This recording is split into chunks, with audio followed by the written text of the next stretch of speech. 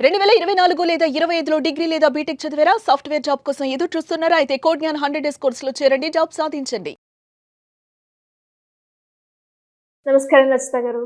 నమస్తే సిరి. సో బేసిక్‌గా ఒక రిలేషన్‌షిప్ స్టార్ట్ అయింది అంటే ఫస్ట్ మాటల ద్వారా అండ్ ఆ తర్వాత ఫీలింగ్స్‌ని ఎక్స్‌ప్రెస్ చేయడం అండ్ ఆ తర్వాత like marriage and finally physical intimacy. కానీ ఇప్పుడున్న ప్రెజెంట్ సిచ్యువేషన్‌లో మనం చూస్తే ఒక రిలేషన్‌షిప్ జస్ట్ ఫిజికల్‌గానే ఫస్ట్ ఇనిషియల్‌గా స్టార్ట్ అవ్వడం జరుగుతూ ఉంది. మరి అలా ఒక రిలేషన్‌షిప్ ఫిజికల్‌గా స్టార్ట్ అయిన దాన్ని మనం ఏ విధంగా డెవలప్ చేసుకోవచ్చు అంటారు? బేసికల్గా మీరు అడిగిన దాన్ని బట్టి నాకు అర్థమైంది ఏంటి అంటే, యాజ్ ఎవ్రీబడి నోస్, ఇవాళ మనం పెద్ద దాచి కొంతమంది ఇలాంటి టాపిక్స్ మనం ఎప్పుడైనా కొంచెం థంబ్నెయిల్స్ అట్లా చూడాలి అని మామూలుగా పెట్టినప్పుడు ఇన్ఫర్మేటివ్గా మీరు అన్నీ నేర్పిస్తున్నారా లేకపోతే చెడగొడుతున్నారా అని కొంతమంది మాట్లాడడం జరుగుతుంది. బట్ టు ద సర్ప్రైజింగ్ ఏంటంటే, బయట జరుగుతున్న వాటి మీదనే ఏమైనా కొంచెం ఒక సలహాదారులాగా, లేకపోతే ఇలా జరుగుతున్నాయి అని తెలియని వాళ్ళకి, మీ పిల్లలకి ఇలా జరుగుతోంది మీరు కేర్ఫుల్గా ఉండండి అనో, ఏదో ఒకటి ఇలాంటి ఎఫెక్ట్ వస్తుంది, ఇలా చేస్తే మీరు తొందరపడి ప్రాబ్లమ్స్ వస్తాయనో మనం ఒక ఆగా చేయటం అయితే జరుగుతోంది సొల్యూషన్ ఓరియంటెడ్గా. ఖచ్చితంగా whatever we are doing today, this points are use అవ్వాలి. జీవితాలలో ఒక చిన్న మార్పైన వస్తుందేమో అని అనుకుని చేస్తున్నాము, వస్తుంది అని చెప్పేసి మనకు డైరెక్ట్గా వచ్చి చెప్పడం జరుగుతోంది. చాలా రకాలుగా కౌన్సిలింగ్లకు రావడం జరుగుతుంది. Coming to the point, as మీరు అన్నట్టు ఒకప్పుడు బంధాలు అసలు మామూలుగా పేరెంట్స్ చూసినవి అయితే ఇక అది మర్చిపోండి. మీరు డైరెక్ట్గా మండపంలో చూసుకొని ఇలా దాని తెరనంత అందంగా సీతారాములు చూసుకున్నట్టు అలా చూసుకుని, ఆ తర్వాత ఆ ఫస్ట్ జీలకర్ర బెల్లం పెట్టినప్పుడు, ఆ కాలు దొక్కినప్పుడే ఫస్ట్ ఫిజికల్ టచ్, ఆ తర్వాత ముహూర్తం పెడితే అప్పుడు ఫిజికల్ ఇంటిమసీకి పోయడం అనేది అది ఒక తంతు ఒకప్పుడు. కానీ మీరు అన్నట్టు క్యాజువల్గా ఇప్పుడే అసలు బేసిక్ రిలేషన్ స్టార్ట్ అవ్వటమే physical. To the surprising I want to tell this one. నేను రీసెంట్గా ఒకరితో మాట్లాడుతున్నప్పుడు, వాళ్ళకి ఇట్లా ఫామ్ హౌస్లకి అట్లా ఫ్రెండ్స్ అందరు వెళ్తారు. వెళ్ళినప్పుడు ఇంకొక ఫ్రెండ్ వాళ్ళు వస్తారు.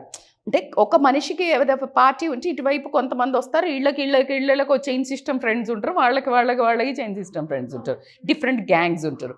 సో అక్కడ అలా పరిచయం అయిపోయి డైరెక్ట్గా దే హ్యాడ్ ఫిజికల్ ఫస్ట్ అంట. Like they started they relation with the first physical, మీరు అడిగినట్టు. సో ఒకసారి ఫస్ట్ ఫిజికల్గా కనెక్ట్ అయినప్పుడు అక్కడ కొంతమందికి నచ్చుండొచ్చు, గిల్ట్ తోట, లేకపోతే గిల్ట్ అని కూడా కాకుండా అదే సరే కమిట్ అయ్యాం కదా ఇద్దరము, సరే ఈ రిలేషన్ని ఎట్లా బిల్డ్ చేస్తూ లాంగ్ టర్మ్కి తీసుకెళ్దాము, అంటే మన లైఫ్లో ఈ అమ్మాయి కానీ ఈ అబ్బాయి కానీ ఉండాలి అని అనుకుంటే ఎలా నర్చర్ చేసుకోవాలి, because the most important precious thing అయిపోయింది. అండ్ ఏది ఇంత జరిగినా కానీ ఒక సెకండ్లో తుంపుకోవడానికి ఆస్కారం ఉంటుంది. So how to nurture this sensitive relation, very sensitive relation. ఎందుకంటే అంటే ఏదో టైం పాస్కి ఇది వీళ్ళకి అలవాటుగా ఫిజికల్ అయ్యే వాళ్ళ గురించి నేను మాట్లాడట్లేదు Siri. Because it is one night stand అనో, లేకపోతే వీళ్ళు కాకపోతే వాళ్ళనో, ఫిజికల్ ప్లెజర్ల కోసం కీప్ ఆన్ చేంజింగ్ వాళ్ళ గురించి నాట్ దిస్ టాపిక్. అలా కూడా ఉన్నారా అంటే ఉన్నారు. We are not discussing on. మనం మాట్లాడేది ఏంటి అంటే, ఒక సిచ్యుయేషన్ వైజో అనుకోకుండానో ఎమోషన్స్ని కంట్రోల్ చేసుకోలేకనో, ఫిజికల్ ఫీలింగ్స్ని హార్మోన్స్ని కంట్రోల్ చేసుకోకుండా సిచ్యుయేషన్ డిమాండ్ చేసినప్పుడు మనలో మన సెన్సెస్ కోల్పోయి అనుకోని పరిస్థితుల్లో వాళ్ళు ఫిజికల్గా కలవాల్సి వచ్చింది. అంటే దే ఎంజాయిడ్.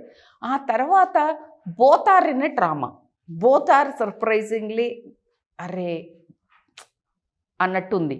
బట్ ఆ రిలేషన్ అంత మీరు అన్నట్టు ఎండ్ ఆఫ్ ద థింగ్, కానీ స్టార్టింగే పేర్లు పడ్డాయి. దెన్ ఇట్ ఈస్ లైక్ కొంచెం గట్టిగానే కష్టపడాల్సి ఉంటుంది ఇప్పుడు ఈ రిలేషన్ని నర్చర్ చేయడానికి. మేడం ఇక్కడ ఒక చిన్న డౌట్, అంటే బేసిక్గా అంటే ఒక బుక్లో నేను చదివాను అనమాట.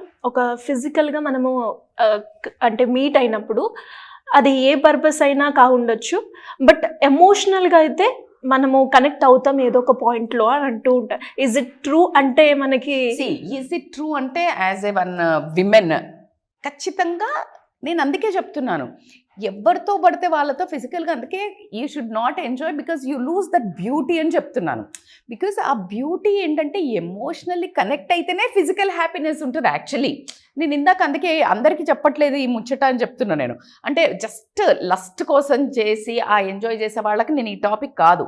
ఈ టాపిక్ ఆ ఎమోషనల్గా ఏదో ఇంకా ఎక్కడ ఉంది అంటే ఈ కల్చరల్ అనేది మర్చిపోయి తొందరపడ్డా కూడా ఆ ఎమోషనల్గా కనెక్ట్ అవుతారు. కనెక్ట్ అయినాక ఈ బంధాన్ని తీసుకెళ్ళాలంటే మంచిగా ఇద్దరు గట్టిగా కష్టపడాల్సి ఉంటుంది. ఎలా కష్టపడాలి ఏంటి మేడం, కొన్ని టిప్స్ చెప్పండి. బికాజ్ నాకు అనుకోకుండా నా లైఫ్లో ఇలా ఒక ఇన్సిడెంట్ జరిగింది, బట్ నేను ఈ రిలేషన్ని ముందుకు నడిపించాలనుకుంటున్నాను. వాట్ ఆర్ ద పారామీటర్స్, నేను ఏం ఇన్పుట్స్ పెట్టాలి, నేను ఏం ట్రై చేయాలి అని అంటే కనుక here are the future points అని చెప్తాను. దాంట్లో ఫస్ట్ ఏంటంటే అన్నిటికంటే ఇంపార్టెంట్, నేను ఎప్పుడు చెప్పేదే మళ్ళీ ఓపెన్ కమ్యూనికేషన్. ఎప్పుడైతే ఆ ఓపెన్ కమ్యూనికేషను, ఇప్పుడు నేనేమన్నా మాట్లాడితే ఈయన కోపానికి వచ్చేసి వదిలేసిపోతాడా, ఈమె ఏమన్నా ఇప్పుడు నాకు ఆఫీస్ పని ఉంది, నేను రాలేనని చెప్పా, ఓకే నీకు ఫిజికల్ అంటేనే వస్తావు అంటదా ఏంటి? So they are unable to communicate, that becomes a suffocation. నేను ఒక్కొక్క పాయింట్ చెప్పినప్పుడు మీకు ఎక్కడ సఫకేట్ అవుతారో, ఆ రిలేషన్ని వదిలించుకోవాలి అని ఎక్కడ పాయింట్స్ వస్తాయో చెప్తున్నాను నేను. సో ఆ ఓపెన్ కమ్యూనికేషన్లో ఏంటంటే వాళ్ళు హాయిగా ప్రశాంతంగా ఎక్స్ప్రెస్ చేయగలగాలి ఫీలింగ్స్ని. ఆ స్పేస్ ఇద్దరు ఇచ్చుకోవాలి. అంటే అంత కాన్ఫిడెంట్గా ఉండాలి, అంటే నేను చెప్తే ఏం అనుకోదు అని అంత స్పేస్ మాత్రం ఇద్దరు ఇచ్చుకోవాలి. ఇక్కడ నేను ఎవరు అని చెప్పను, జనరల్గా ఒక చిన్న అట్లా డౌన్లో 49%లో లేడీని విక్టిమ్గా అనుకోవడం జరుగుతుంది. నన్ను వాడుకున్నావు కదా అనే వర్డ్ వచ్చేస్తుంది, ఫస్టే మోసం చేసావు కదా అనే వర్డ్ వస్తుంది. కాబట్టి ఆ విక్టిమ్ కార్డ్ ప్లే చేయకుండా give space to each other ఓపెన్గా.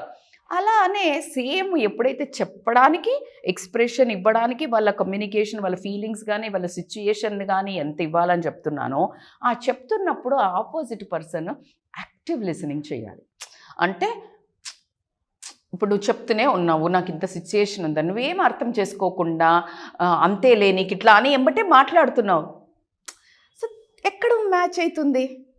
నీకు ఫిజికల్గా ఒక పర్సన్ వస్తే నీకు ఇంట్రెస్ట్ లేకపోతే నువ్వు వెళ్ళిపోతే అసలు జరిగేది కాదు. You also cooperated. ఎగ్జాక్ట్లీ ఇప్పుడు ఆ మనిషి చెప్తున్నప్పుడు నువ్వు కూడా యాక్టివ్గా వినాలి, then only that relation continues. So అది ఇంపార్టెంట్. ఇంకొకటి ఏంటంటే ఎమోషనల్ కనెక్షన్ బిల్డ్ చేసుకోవాలి. ఎమోషనల్ కనెక్షన్ ఏంటంటే ఫిజికల్ కనెక్షన్ ఆల్రెడీ అయిపోయింది, ముందట ఏముండేది ఎమోషనల్ కనెక్షన్ బిల్డ్ అయిన తర్వాత ఫిజికల్ కనెక్షన్కి వెళ్ళేది. ఇప్పుడు ముందే అయిపోయింది కాబట్టి ఇక్కడ మీరు చేయాల్సింది ఏంటంటే అదర్ దాన్ అంటే ఎఫెక్షన్ చూపించడం నేర్చుకోవాలి. ఎఫెక్షన్ ఎట్లా మేడం అని అంటే obviously care is the best point. అంటే కేర్ అంటే ఏంటి మేడం అంటే ఊరికే టైంపాస్కే ఫోన్ చేసి తిన్నవారా నాన్న కన్నవా అట్లా కాదు. రియల్ టైంలో పడుకోవడం దగ్గర నుంచి అసలు ఎలా నడుస్తోంది, వీళ్ళు మంచిగా నిజంగానే తింటున్నారా, లేకపోతే వాటర్ తాగుతున్నారా, లేకపోతే అదర్ దాన్ సెక్షువల్ ఫీలింగ్, కాకుండా ఎఫెక్షన్ చూపించడం. అదేంటి madam, holding hands, hugs and cuddles, like రియల్గా I'm there. That is more powerful than the sexual connection. And coming to the point, depending upon ఈ ఫిజికల్ కనెక్షన్ అంటే ఇంటిమసీని ఎలా అంటే beyond సెక్షువల్గా తీసుకెళ్తేనే ఎమోషనల్ బాండ్ బిల్డ్ అవుతుంది.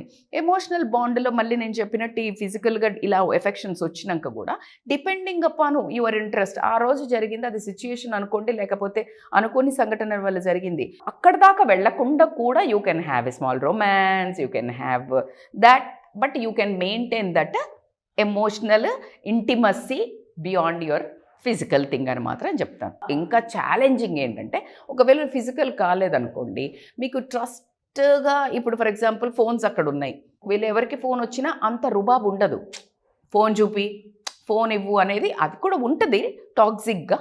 బట్ ఫిజికల్ ఇంటిమసీ అయిపోయాక you should have a more trust and honesty బాగా బిల్డ్ చేయాల్సి ఉంటుంది. ఎందుకు అంటే ఇవాళ రేపు కాలంలో ఇది అయినాక కూడా పక్క గల్లీలోనే పక్క సైడ్కి ఇంకో పక్క చాట్లోనే ఇంకో బాయ్ ఫ్రెండ్ అని గర్ల్ ఫ్రెండ్ అని మెయింటైన్ చేసే రోజులు కాబట్టి ఆ పొసెసివ్నెస్ ఎప్పుడైతే టూ మచ్ బిల్డ్ అవుతుందో ఇన్సెక్యూరిటీ, అనుమానాలు మొదలై ఫైట్లకు దారితీస్తుంది.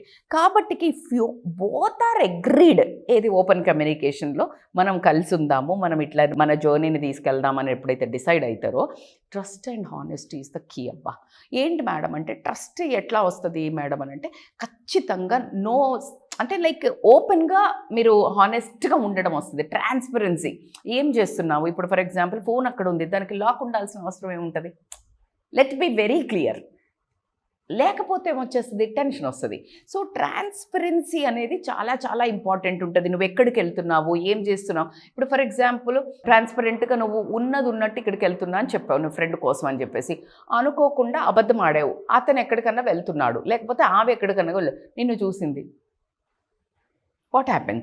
సో ఆ ట్రాన్స్పరెన్సీ అనేది చాలా ఇంపార్టెంట్. ట్రస్ట్ ఎట్లా వస్తుంది? హానెస్ట్గా నువ్వు క్వశ్చన్స్ ఏదైతే కరెక్ట్ చెప్తావో అది బిల్డ్ అవుతుంది. అలా కాకుండా కన్సిస్టెన్సీ అంటే ఏంటి మేడం అంటే నీ బిహేవియర్ కన్సిస్టెన్సీగా ఉండటం. నువ్వు ఎలాగైతే ఈ రోజుకు ఒక రాగా మారుతున్నావు అనుకో, ఒక మాట చెప్పి ఒకసారి ఇక్కడ ఒకసారి అట్లా ర్యాండమ్ బిహేవియర్, అది నీకు అనుమానాలకు తావివ్వడం జరుగుతుంది. ఇప్పుడు ఒక రోజు మా అమ్మ వంటికి వెళ్తున్నా అని చెప్పావు, ఇంకొక రోజు తప్పించుకోవడానికి ఇంకోసారి కలువు అని అంటే ఇంకొకసారి ఫ్రెండ్ దగ్గరికి వెళ్తున్నాం.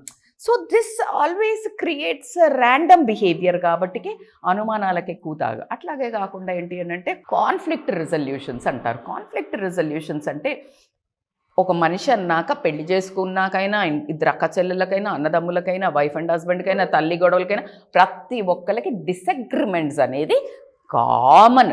సో కాన్ఫ్లిక్ట్స్ రాకుండా ఏ బంధం ఉండదు. పని మనిషికి ఓనర్ అమ్మకు వస్తుంది, ఎక్కడ నువ్వు ఇంటీరియర్ ఉండి మాట్లాడుకుంటూ వస్తుంది, నువ్వు ఒక షాప్లో ఒక దగ్గర అప్పు పెడితే వస్తుంది, ఎక్కడ తీసుకో conflict is there. So honest disagreements ఉండేటట్టు చూసుకోండి. ఇప్పుడు ఒకవేళ హానెస్ట్గా డిసగ్రిమెంట్ వచ్చింది, డిసగ్రిమెంట్స్ కామన్, అది ఎలా సాల్వ్ చేసుకోవాలి, అది మనము జర్నీ చేయాలి అంటే ఇద్దరినిద్దరం అర్థం చేసుకొని ఎలా ముందుకు తీసుకెళ్దాము.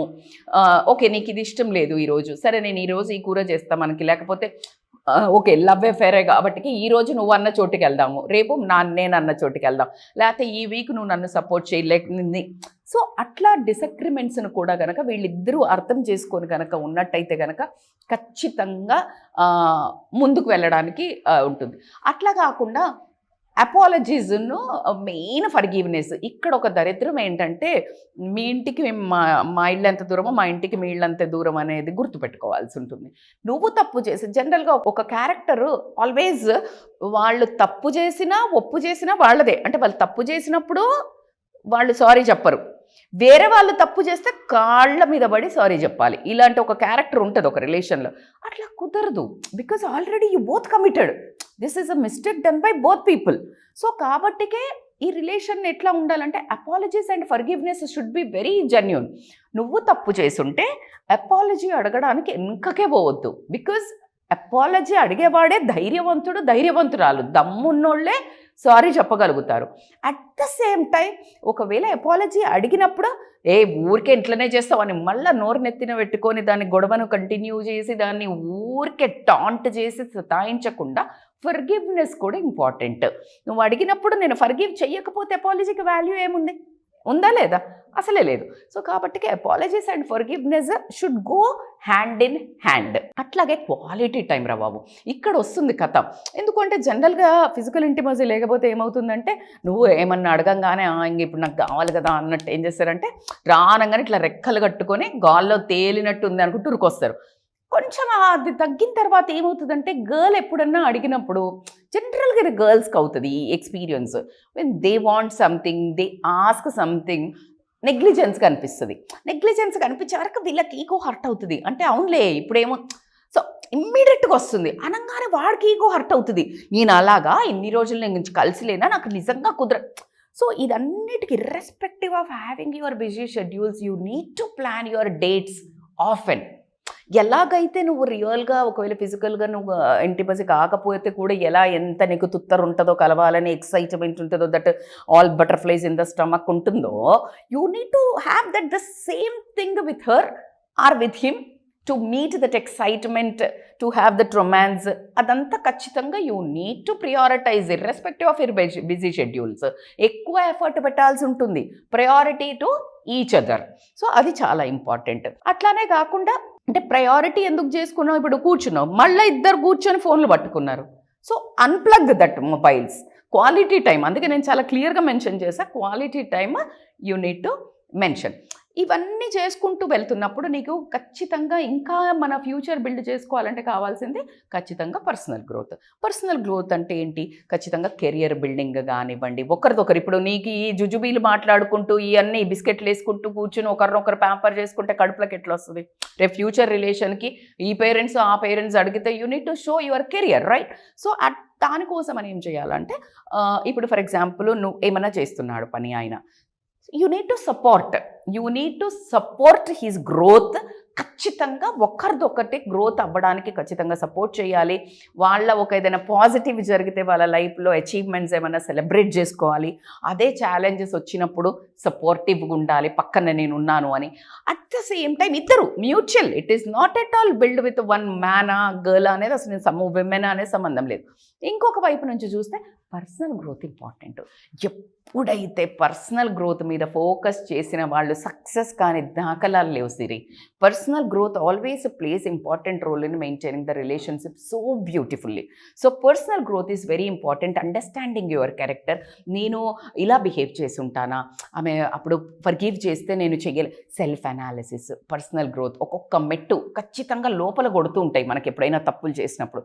సో నీకు నువ్వు అర్థం చేసుకొని పర్సనల్ గ్రోత్లో హెల్త్ తీసుకొనియండి, ఫిట్నెస్ తీసుకొనియండి, డిసిప్లిన్ తీసుకొనియండి, ఒక same way of life behaviour ఒక పద్ధతిగా తీసుకెళ్ళడం కానివ్వండి. ఇలా కనుక నువ్వు పర్సనల్ గ్రోత్ కింద ప్లాన్ చేస్తే అమేజింగ్గా ఒకరి మీద ఒకళ్ళకి చాలా ట్రస్ట్ బిల్డ్ అవ్వడం జరుగుతుంది. కమింగ్ టు ద పాయింట్, వీళ్ళు ఎలా అయితే స్టార్ట్ చేశారో ఏది ఫిజికల్ ఇంటిమసీ, దాన్ని కూడా యూ నీడ్ టు సస్టైన్. ఎలా సస్టైన్ చేయాలంటే ఫిజికల్ ఇంటిమసీ రెగ్యులర్గా మేము మళ్ళీ దాన్ని బోరు కొట్టినట్టు నువ్వు చేసుకొని నెత్తి మీదకి తెచ్చుకోకుండా ఒక పద్ధతి పాడు పెట్టుకొని దానికి ఒక కల్చరల్ ఒక బ్రేక్ ఇచ్చుకొని మీ చిన్న రొమాన్స్ తోటో చిన్న ఆ ఎండ్ అయిపోకూడదు, ఆ ఎమోషన్ ఆ ఎండ్ అవ్వకూడదు. బ్యూటీ ఏంటంటే నాకు మళ్ళీ ఈ అమ్మాయితో కానీ అబ్బాయితో కానీ కలవాలి అని అనిపించే నోట్లో you should start and you should end.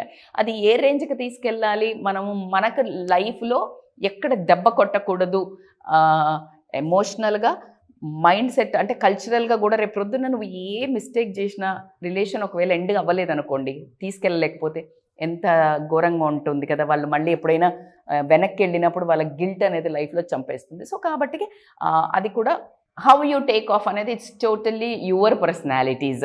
అది ఎంత దూరం వెళ్తుంది అనేది మనిషి మీద మనిషికి నమ్మకం రావడం జరుగుతుంది.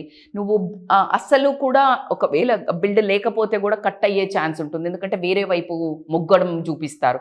ఇవాళ రేపు అది కామన్ అయిపోయింది కాబట్టికే ఇంకో వైపు మొగ్గు చూపిస్తారు కాబట్టికే దాన్ని మెయింటైన్ చేయడానికి మెయింటెనెన్స్ ఫీ అంటారు కదా, అలాగా అది రొమాన్స్తో చేస్తారా, మీ ఎమోషనల్ బాండింగ్తో చేస్తారా, మీ కడ్లింగ్ అండ్ హగ్గింగ్తో చేసుకుంటారా, మీ ఎలా ప్రేమతో చేస్తారా అనేది it's totally your call. That is one more important type. ఇంకొక చాలా ఇంపార్టెంట్ అంటే మ్యూచువల్ రెస్పెక్ట్. ఈ మ్యూచువల్ రెస్పెక్ట్ అనేది ఎట్లా పోతుందంటే ఇక్కడ ఈ ఒక్కటి స్టార్టింగ్ చేయటం వల్ల ఏదంతా గొడవ వస్తున్నప్పుడు నువ్వు ఇట్లాంటోడివి, నువ్వు నన్ను వాడుకున్నావు, లేకపోతే నువ్వు ఇలాంటి దానివి, నువ్వు వచ్చే అంటే ఆ బియాండ్ వర్డ్స్ ఏదైతే ఒక రాంగ్ ఫౌల్ లాంగ్వేజ్ ఎప్పుడైతే యూజ్ చేస్తారో యూజ్ చేయడానికి ఆస్కారం ఎక్కువ ఉంటుంది. When they question trust, honesty, transparency, consistency ఇవన్నీ లేవు, ఓపెన్ కమ్యూనికేషన్ ఇవన్నీ లేకపోయేసరికి ఒకరి మీద ఒకరికి పట్టుందా? లేదు. ఏం జరుగుతుంది? వదిలేస్తాడా ఇంకొకరి దగ్గరికి? ఎందుకంటే ఆల్రెడీ వీళ్ళు ఇప్పుడు ఇట్లా బరితెగించి వచ్చేసాం మనం. I'm very sorry to use that word అంటే వాళ్ళకి అనిపిస్తుంది అది. సో రాంగ్ థింగ్ చేసాం. సో ఇంక కమాండ్ ఎక్కడుంది? లైఫ్ మీద పట్టు లేదు. ఎందుకంటే నువ్వే వచ్చావు అంటాడు, నువ్వే వచ్చావు అని ఈయనంటాడు, ఈమె కూడా అంటది నువ్వే నన్ను ఇలా మోసం చేసావు. సో కాబట్టి it's very easy to move away both the ways part. So కాబట్టికి ఆ మ్యూచువల్ రెస్పెక్ట్ నువ్వు ఒక్క మాట అంటే ఆ ఎదుటి మనిషి 100 మాటలు అంటారు, తీసి అక్కడ పెడతారు. సో ఆ ఒక్కసారి ఆ రెస్పెక్ట్ అనే సెన్సిటివ్ బ్యూటిఫుల్ లైన్ ఎప్పుడైతే తుడిపేస్తారో ఇంకా కుక్కల కొట్లాట అవుతుంది. ఇక అది కొన్నదాకెళ్ళదు. ఒకవేళ దరిద్రవశాత్తు బెదిరించో ఇలాంటివి ఏదైనా బ్లాక్మెయిల్ చేసో పెళ్ళిళ్ళు చేసుకున్నా ఆ పెళ్ళిలో సుఖశాంతులు మాత్రం చచ్చినా ఉండవు. అది ఇంకా యుద్ధ వేరే, ఇంకా రణరంగమే ఎప్పుడు. ఎందుకంటే ఒకళ్ళ మీద ఒకళ్ళకి రెస్పెక్ట్ ఉండదు. Because they lost with words. ఒక దెబ్బన్న మానుతుంది కానీ సిరి మాట అన్నది మర్చిపోరు. సో కాబట్టికి these are the parameters you need to protect. Already చాలా సెన్సిటివ్ అయిన గాయం కాబట్టికి టూ మచ్ ఆఫ్ క్లీనింగ్, దాన్ని ఏమంటారు డెటాల్ పెట్టి రోజు వేసి వుండుకు రమ్మంటాడు కదా డాక్టర్, డీప్ది అయితే. సో అట్లా రోజుకి దాన్ని మంచిగా బ్యాండేజ్, కేర్, డాక్టర్ దగ్గర హీలింగ్ ఇట్లా అన్నట్టు చాలా సెన్సిటివ్గా తీసుకెళ్తే కనుక చాలా బాగుంటుంది. ఎందుకు అంటే అది చాలా ఈజీ కాదు, చాలా కష్టతరమైంది. ఒకరికొకరు వాళ్ళు ఇచ్చుకున్న ఏదైతే చేసుకున్న అడుగులు వేసిన మంచో తప్పో చెడో దాన్ని కూడా బిల్డ్ చేసుకుంటూ మేము వెనక్కి కొన్నదాకా తీసుకెళ్ళాము అంటే ఇక వాళ్ళకి తిరుగులేదు. ఆ ఒక ప్రయాణంకి తిరుగే లేదు. కాబట్టికే పొరపాటున మీరు అలాంటి అడుగులు వేసినట్టయితే ఇదిగో ఇవి పాటించుకొని మీ జీవితాన్ని చాలా హ్యాపీగా, మీ గిల్ట్ను కాస్త ప్లెజర్గా మార్చుకొని ఒక మంచి రోల్ మోడల్గా కూడా, ఇలా చెయ్యకండే బాబు ఇంత కష్టం ఉంటుందని కూడా మీరు ఒక ఎగ్జాంపుల్ చెప్పాల్సి వస్తుంది. కాబట్టికే ఖచ్చితంగా అసలు ముందు అట్లా కమిట్ అవ్వకండి అమ్మాయిలకే ఎందుకు చెప్తారు మేడం మీరు అబ్బాయిలా అంటే ఖచ్చితంగా అదొకటి ఉంటుంది, అదొక కల్చరల్ అని చెప్తున్నాను. మళ్ళీ మన సొసైటీ పరంగా కానీ మానసికంగా పరంగా కానీ మనకు లోపల ఒక గిల్ట్ ఉంటుంది, ఒక బాధ ఉంటుంది. అదే మొగోడు కూడా చేశాడు అని అంటే వాడికి పెళ్ళవుతుంది. కానీ అమ్మాయి ముందు తిరిగింది అంటే పెద్ద హెడ్డింగ్లలో లేచి అమ్మాయి ఎవరితో తిరిగిందంట అంటే కడుపు వస్తే ఈమెను అవమానిస్తారు, కడుపు చేసినోడిని ఎవడు పట్టించుకోడు. సో ఇలాంటి ఒక సొసైటీలో బ్రతుకుతున్నాం కాబట్టి 200% don't entertain a physical until you commit for a whatever the relation. I don't know, live in అనుకుంటున్నారా, సిచ్యుయేషన్షిప్ అనుకుంటున్నారా, whatever you are thinking, whatever, take the benefits out of the hit. అట్లా చెప్తారు madam అంటే బరాబర్ చెప్తాను. Because the most valuable benefit when you both are engaging yourself, go for commitments. ఏమేం కావాలా, ఇద్దరం ఏమనుకుంటున్నాము రాసుకుని అప్పుడు యూ స్టార్ట్. పెళ్ళి అనుకుంటే మాత్రం ఆ అందమైన పెళ్ళి తర్వాతే ఈ యొక్క హ్యాపీనెస్ పెట్టుకుంటే ఇంత ప్రెషర్ ఉండదు. But whatever the relation ముందుకు తీసుకెళ్ళాలనుకున్న దానికి అన్నిటికీ ఇది కంపల్సరీ పారామీటర్సే. కాబట్టి this exercising, this consent of respect కానీ ఇవన్నింటి వర్క్ ఫర్ ఈచ్ అదర్ కానీ ఖచ్చితంగా మీ లైఫ్ ముందుకు వెళ్ళడానికి అద్భుతమైన టిప్స్ అని చెప్తాను నేను. Great tips madam. Thank you so much. Thank you so much Siri.